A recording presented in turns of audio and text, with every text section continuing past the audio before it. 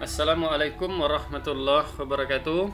Bapak Ibu wali murid yang telah berhasil mendaftarkan putra-putrinya ke SMP Negeri Pekanbaru, maka harap memantau terus perkembangan dan jurnal dari PPDB online SMP Pekanbaru tersebut. Dan kali ini saya masih ingin membuat tutorial cara pendaftaran tersebut.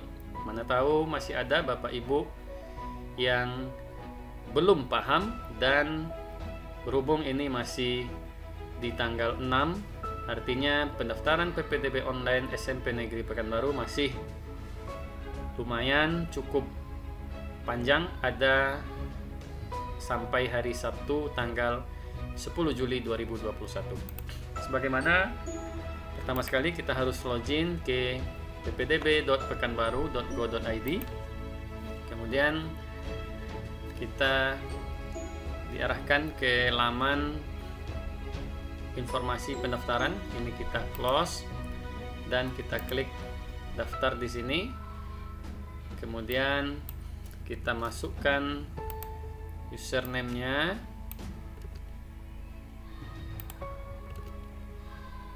Dan kita pilih ini sebagai siswa atau orang tua, dan kita checklist dan kita pilih. Kita klik login dan kita telah berhasil masuk ke akun peserta didik. Di sini kita harus melengkapi data, dan tanda simpan data ini tidak bisa lagi kita perbarui. Artinya di sini sudah ada ikon dilarang, artinya tidak bisa lagi. Sebelumnya, di saat Bapak Ibu pertama kali login, di sini ada beberapa data yang akan kosong seperti nomor kartu keluarga, kemudian tanggal kartu keluarga, kemudian kecamatan dan kelurahan. Ini diisi, lengkapi, dan datanya harus sesuai dengan keadaan sekarang.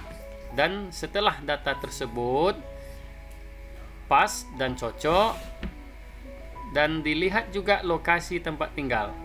Kalau di sini tertulis di Kecamatan Tampan Simpang Baru, Perumahan Mutiara Anggrek, dan ketika ini kita zoom, lokasinya sudah pas, artinya titik koordinat ini sudah cocok dengan tempat tinggal. Apabila Bapak Ibu menemukan lokasi tempat tinggal ini berbeda dengan alamat yang tertera dengan kartu keluarga, maka Bapak Ibu bisa menjumpai operator sekolah untuk merubah titik koordinat supaya sesuai dengan kartu keluarga. Namun ingat, operator sekolah atau operator SD tidak dapat merubah titik koordinat berdasarkan domisili, karena aturan yang kemarin sesuai dengan rapat dengan Dinas Pendidikan, operator sekolah akan membuat titik koordinat berdasarkan alamat KK dari peserta didik. Nah, kemudian setelah cocok titik koordinat dan semua data ini, maka Bapak Ibu simpan data. Ingat, jangan melakukan simpan data apabila masih ada data yang salah. Nah, karena ketika kita telah simpan data, maka kita tidak dapat lagi mengedit data tersebut. Kemudian kita beralih ke slide berikutnya di dokumen kelengkapan yang bagian atas ini. Nah, di dokumen kelengkapan ini diharapkan Bapak Ibu dapat mengupload dokumen kelengkapan sesuai dengan jalur yang dipilih. Ini harap dibaca dan dipahami secara baik. Di sini ada dokumen yang wajib diupload oleh semua jalur. Apakah memilih jalur zonasi, tetap juga harus mengupload kartu keluarga. Kemudian di sini dokumen program penanganan keluarga tidak mampu dari pemerintah pusat atau Pemda. Nah, jika memilih jalur afirmasi, ini adalah tambahannya. Selain KK juga harus dilampirkan. Dan ini dipahami dan diikuti dan harus diupload sesuai dengan dokumen yang telah tertera di sini. Kemudian di sini dapat kita lihat jika masih ada yang salah, maka misalnya ketika kita cek di sini tidak sesuai, maka kita dapat merubahnya di bagian browser di kartu keluarga itu. Tinggal kita klik, kemudian kita cari dokumennya. Misalnya tadi kartu keluarga, dan tinggal kita klik unggah dokumen. Nah, kita tunggu beberapa saat, dan yang kita unggah tadi dia akan langsung berubah di sini. Nah, ini sudah kartu keluarga yang tepat. Kita lihat lagi di akta lahirnya sudah tepat. Kemudian di SKL-nya juga sudah tepat. Karena kita ingin memilih jalur zonasi misalnya, maka 3 dokumen ini harus kita unggah. Dan perhatikan, ketika kita mengunggah ini, format dari dokumen ini adalah format JPG atau PNG. Dan ingat, satu dokumen ini ukurannya harus maksimal 1 MB. Nah, di video sebelumnya telah ada cara bagaimana untuk merubah kapasitas dari dokumen yang berformat tinggi menjadi sesuai dengan format yang kita inginkan. Nanti linknya juga akan ditampilkan di deskripsi. Setelah rasanya ini cocok, pastikan betul dokumen ini telah terunggah dengan benar, dan jika memilih jalur lain, harap menyesuaikan dan mengupload dokumen pendukungnya. Nah, jika ini sudah cocok, maka kita beralih ke pendaftaran PPDB. Di sini ada beberapa pilihan. Dapat kita lihat di sini ada 5 jalur. Yang pertama zonasi.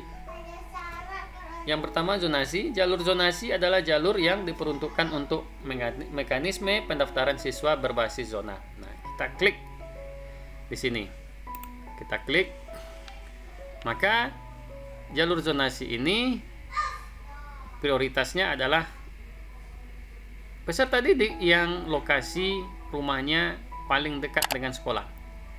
Itu yang akan diprioritaskan oleh SMP negeri tersebut. Kita lihat di sini, ini lokasi rumah dan ini lokasi sekolah yang akan dituju misalnya. Maka kita lihat pilihan sekolah akan muncul 5 pilihan sekolah dari sekolah yang paling terdekat sampai ke sekolah yang terjauh. Tentu kita harus memilih sekolah yang paling terdekat, yaitu di SMP 23 Pekanbaru, hanya dengan jarak 1,26 km. Kita klik. Dan di sini akan langsung muncul profil dari sekolah tersebut. Dan di sini ada jenis pilihan, kita pilih pilihan 1. Dan nanti kita pilih daftar. Namun kita akan kembali untuk melihat dulu pendaftaran yang lain dengan jalur yang lain. Misalnya di sini jalur afirmasi. Coba kita klik di sini. Jalur afirmasi diperuntukkan bagi peserta didik yang berasal dari keluarga ekonomi yang tidak mampu dan penyandang disabilitas. Nah, dapat kita lihat di sini. Dan di sini juga kita pilih. Namun ingat, ketika kita memilih ini, maka kita harus melampirkan dokumen pendukung di dokumen kelengkapan tadi. Baik, sekarang kita lihat lagi di jalur perpindahan tugas orang tua. Kita klik coba di sini. Jalur ini diperuntukkan untuk siswa dengan kategori mengikuti perpindahan tugas orang tua atau merupakan anak guru.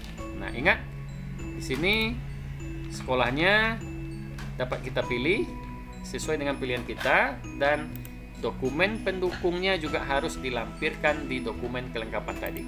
Kita lihat lagi jalur lainnya, yaitu jalur prestasi akademik. Kita klik coba untuk melihatnya. Ingat, di jalur prestasi ini diperuntukkan bagi orang yang mempunyai peringkat juara umum 1, 2, atau 3 pada nilai rapor 5 semester terakhir. Ingat, peringkat juara umum 1, 2, atau 3 pada nilai rapor 5 semester terakhir. Nah, ini harus dilengkapi dan diunggah juga dokumen pendukungnya di bagian dokumen kelengkapan jika memilih jalur prestasi akademik tersebut. Pilihan sekolahnya juga tetap sama seperti tadi. Dan kita lihat lagi jalur prestasi non-akademik. Kita klik. Ingat, jalur ini untuk prestasi non-akademik kejuaraan seperti olimpiade dan lain sebagainya. Pilihan sekolahnya juga seperti itu. Nah, baik. Di sini saya akan mencoba untuk daftar di jalur zonasi. Nah, kita klik di sini. Titik koordinat sudah cocok dan kita pilih SMP yang paling terdekat.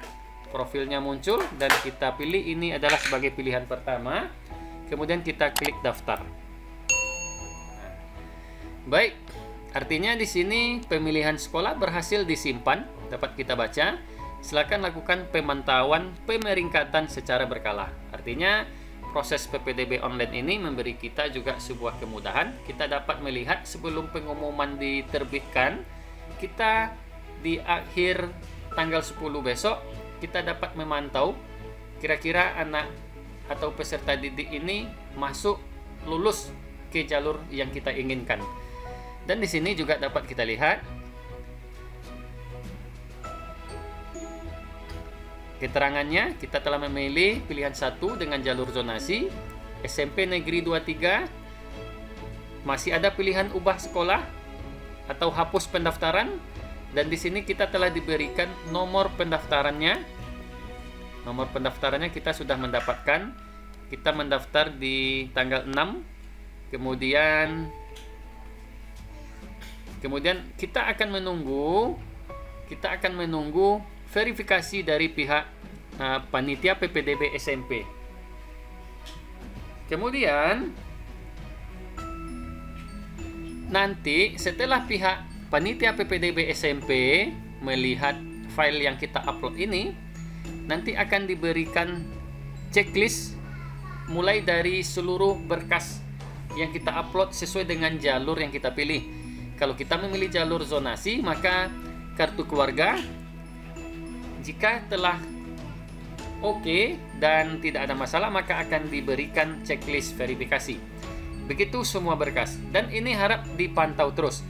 Dan ada beberapa verifikasi yang diberi tanda silang seperti pada tampilan berikut.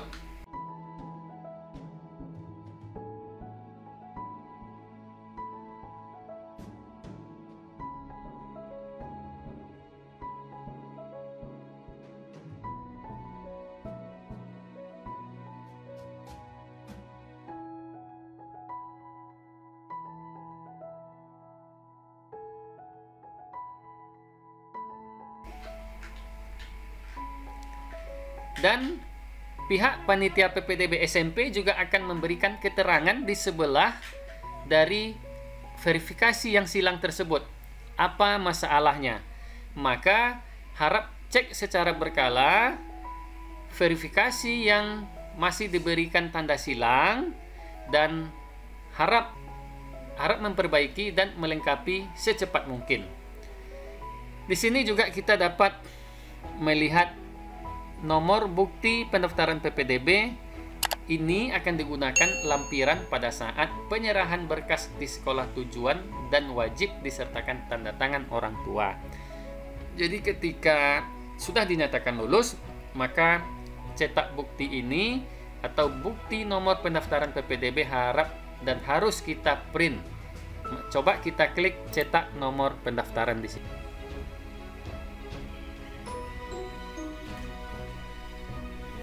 Nah, jadi nanti tanda bukti pendaftarannya adalah seperti pada tampilan yang tampil di layar monitor Bapak Ibu semuanya. Cukup demikian tutorial ini dan semoga bermanfaat. Assalamualaikum warahmatullahi wabarakatuh.